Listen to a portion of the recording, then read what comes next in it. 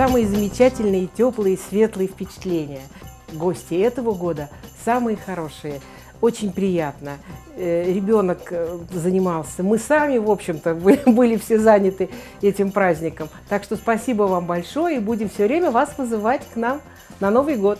Я очень рад, что к нам пришел такой Дед Мороз и такая Снегурочка.